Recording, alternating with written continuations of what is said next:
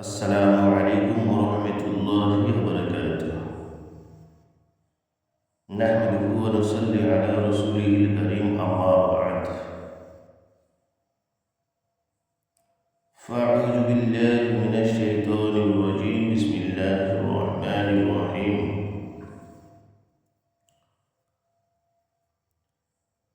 উহুদের যুদ্ধে হযরত হানজালা রাদিয়াল্লাহু তাআলা আনহুর শাহাদাত বরণ। সাহাবাদের যে প্রেম প্রীতি ভালোবাসা নবীর প্রতি ছিল, সেই সম্বন্ধে আলোচনা।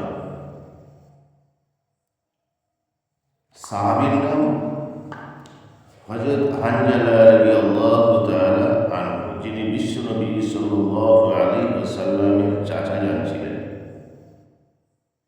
ছিলেন। উহুদের যুদ্ধে হযরত হানজালা রাদিয়াল্লাহু তাআলা আনহু প্রথম দিকে শরীক ছিলেন না। উহুদের যুদ্ধে হযরত হানজালা রাদিয়াল্লাহু তাআলা আনহু তিনি প্রথম দিকে অংশগ্রহণ করেননি। বর্ণিত আছে যে তিনি নতুন বিবাহ করিয়াছিলেন। কি করেছিলেন? তিনি সবেমাত্র বিয়ের কাজ সুসম্পূর্ণ করেছিলেন, বিয়ে করেছিলেন, বিবাহিত জীবন, নতুন বিবাহিত জীবন। এই জন্য তিনি প্রথম দিকে উহুদের যুদ্ধে তিনি অংশগ্রহণ করেননি। সহবাসের পর সবে রাত মাত্র গোসল করিতে বসিলেন। স্ত্রীর সঙ্গে রাত্রি যাপন করার পর সবে মাত্র তিনি গোসল করবেন। কি করবেন? গোসল করার জন্য তিনি তৈয়ার হয়েছেন, প্রস্তুতি নিয়েছেন। এমন অবস্থায় তিনি মাথায় পানি ঢালিতে আরম্ভ করলেন। তিনি সবেমাত্র মাথায় পানি ঢালিতে শুরু করলেন। হঠাৎ মুসলমানদের পরাজয়ের আওয়াজ তাহার কানে আসিল। তিনি সহ্য করিতে না পারিয়া সেই নাপাক অবস্থায় তরবারি হাতে ময়দানের দিকে ছুটিতে লাগলেন এবং কাফেরদের উপর তীব্র আক্রমণ চালাইলেন। সম্মুখে অগ্রসর হইতে থাকেন ও শেষ পর্যন্ত শহীদ হয়ে যান। তিনি তুমুল বেগে তিনি যুদ্ধ করলেন কাফেরদের বিরুদ্ধে। অনেক কাফেরদেরকে তিনি হত্যা করলেন, তাদেরকে জাহান্নামে পৌঁছিয়ে দিলেন। অবশেষে তিনি শহীদের পেয়ালা পান করলেন। সুবহানাল্লাহ, ইন্না লিল্লাহি ওয়া ইন্না ইলাইহি রাজিউন। শহীদের লাশ নাপাক না হইলে গোসল ব্যতীত দাফন করা যায়। শহীদের লাশ নাপাক না হইলে গোসল ব্যতীত দাফন করা যায়। হানজালা রাদিয়াল্লাহু তাআলা আনহুর লাশকে সেইরূপ করা হইয়াছিল। তিনার লাশ বিনা গোসলে দাফন করা হয়েছিল। হঠাৎ তিনার স্ত্রী ছুটতে ছুটতে চলে আসছেন। বিশ্বনবী সাল্লাল্লাহু আলাইহি ওয়াসাল্লামের দরবারে এলেন। আসার পর তিনি বললেন, ইয়া রাসূলুল্লাহ, ইয়া হাবিবাল্লাহ, আমার স্বামী অর্থাৎ আপনার চাচা যান নতুন বিয়ে করেছে, আজকে আমার সঙ্গে রাত্রি যাপন করেছে, কিন্তু গোসল না করে আপনার ডাকে সাড়া দিয়ে সে দ্রুতবেগে যুদ্ধের দিকে অগ্রসর হয়েছে। ব্রাদার ইসলাম,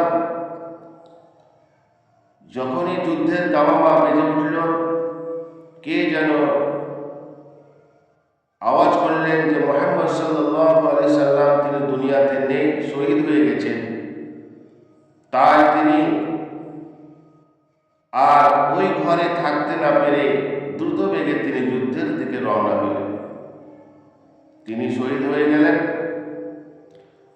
বিশ্বনবী সাল্লাল্লাহু আলাইহি সাল্লাম তিনি সাহাবাদের বললেন, দেখো আমার চাচা হানজালা কোথায় আছে।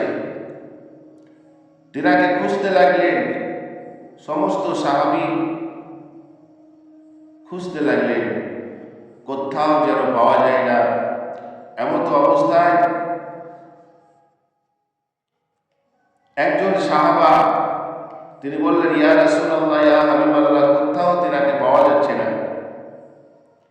কিন্তু হুজুর সাল্লাল্লাহু আলাইহি সাল্লাম দেখলেন যে হানজালা রাদিয়াল্লাহু তাআলা আনহুকে ফেরেশতারা গোসল দিতেছে। সুবহানাল্লাহ, তিনাকে ফেরেশতারা গোসল দিচ্ছে। সাহাবাদের নিকট হুজুর সাল্লাল্লাহু আলাইহি সাল্লাম যখন এই ঘটনা বর্ণনা করেন, তখন আবু সাঈদ রাদিয়াল্লাহু তাআলা আনহু বলেন যে তাহার মাথা হইতে গোসলের পানি পড়িতেছে। সুবহানাল্লাহ, তিনি দেখছেন যে শুয়ে আছেন। হযরত সাঈদ রাদিয়াল্লাহু তাআলা আনহু তিনি দেখতে পাচ্ছেন যে হযরত হানজালা রাদিয়াল্লাহু তাআলা আনহুর মাথা থেকে পানি ফোঁটা যেন পড়তেছে, টস টস করে পানি পড়ছে। এ দেখিয়া তিনি বললেন, ইয়া রাসূলুল্লাহ সাল্লাল্লাহু আলাইহি সাল্লাম, আমি দেখছি হযরত হানজালা রাদিয়াল্লাহু তাআলা আনহুর মাথা দিয়ে পানি পড়ছে, ব্যাপারটা কি? দয়াল নবী সাল্লাল্লাহু আলাইহি সাল্লাম তিনি বললেন, আমার চাচা হানজালা রাদিয়াল্লাহু তাআলা আনহু সে আমার মহব্বতে আল্লাহর দ্বীনকে প্রতিষ্ঠিত করার জন্য তিনি নতুন বিবাহ করে স্ত্রীর মহব্বত ছেড়ে আমার মহব্বতের দিকে সে অগ্রসর হয়েছিল। তিনি শহীদ হয়ে গেছেন।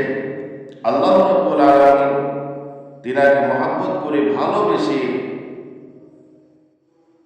সাহাবার মধ্যে একজন আমার চাচা, আমার মহব্বত তার আন্তরিকতা এত ছিল, তার আল্লাহ পাক ফেরেশতার মাধ্যমে তিনার গোসলের কাজ সম্পন্ন করেছে। বলি সুবহানাল্লাহ। ভাই সকল, এই শহীদের দরজা এত, বিশ্বনবী সাল্লাল্লাহু আলাইহি সাল্লাম তিনি বলেছেন, শহীদের মৃত্যুর যন্ত্রণা একেবারে কম, মৃত্যুর যন্ত্রণা নেই। একটা পিঁপড়ে একটা মানুষকে কামড় দিলে যতটা ব্যথা অনুভব করে, তার চেয়েও সহজভাবে যারা শহীদ তাদের আত্মাটা বেরিয়ে যায়। সুবহানাল্লাহ।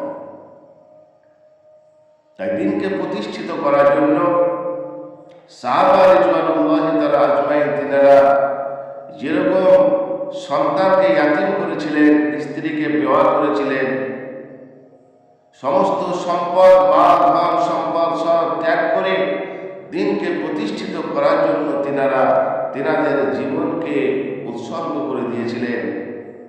আসুন আমরা সকলে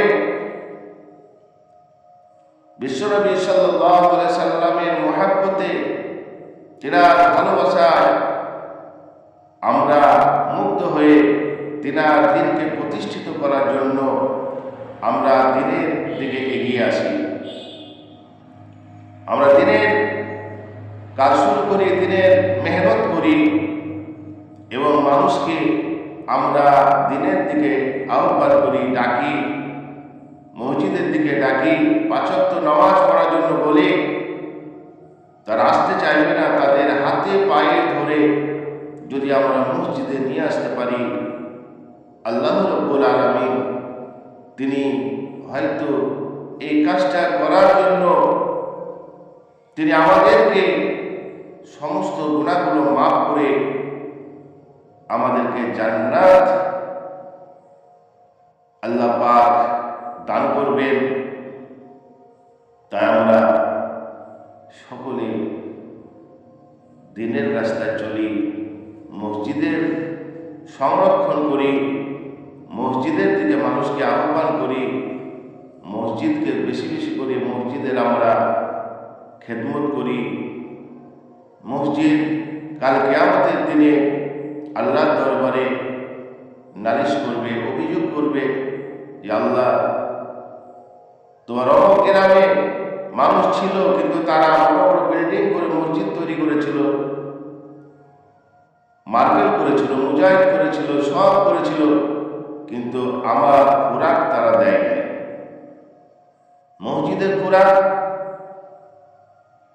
বেশি বেশি করে মসজিদে আসা যাওয়া করা, ইবাদত করা, নামাজ পড়া, ইবাদত বন্দেগী করা, এটাই হলো মসজিদের খোরাক। সুবহানাল্লাহ। তাই আমরা মসজিদের খোরাক আমরা যোগান দিই এবং মসজিদের ভালোবাসা, প্রেম, প্রীতি আমার অন্তরে আনি। যদি আমরা মসজিদের প্রেম প্রীতি আমাদের অন্তরে আনতে পারি, এই মসজিদ কাল কিয়ামতের দিনে সাক্ষ্য দিয়ে আমাদেরকে জান্নাতে পৌঁছে দেবেন ইনশাআল্লাহ। আল্লাহ পাক আমাদের সকলকে দ্বীনের প্রতি মহাব্বত এবং মসজিদের প্রতি মহাব্বত, বিশ্বনবী সাল্লাল্লাহু আলাইহি ওয়াসাল্লামের নূরানী তরিকা অনুযায়ী যেন আমরা পৃথিবীতে চলতে পারি, সেই তৌফিক দান করুন। এবং ঈমান আমল নিয়ে চলার, মৃত্যুর পূর্বে পবিত্র কালেমা লা ইলাহা ইল্লাল্লাহু মুহাম্মাদুর রাসূলুল্লাহ সাল্লাল্লাহু আলাইহি ওয়াসাল্লাম, এই কালেমা পড়ে যেন আমরা মৃত্যুবরণ করতে পারি। আমরা বলি আল্লাহুম্মা আমিন। আল্লাহ পাক আমাদের সকলকে কবুল করুন। আল্লাহুম্মা আমিন। ওয়া আখিরু দাওয়ানা আনিল হামদুলিল্লাহি